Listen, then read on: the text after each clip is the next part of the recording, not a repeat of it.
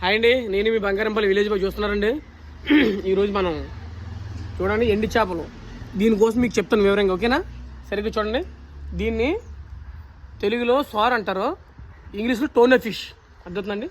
ఇది ఎండి చేప అయినా పచ్చి చేప అయినా ఎక్సలెంట్గా ఉంటుంది.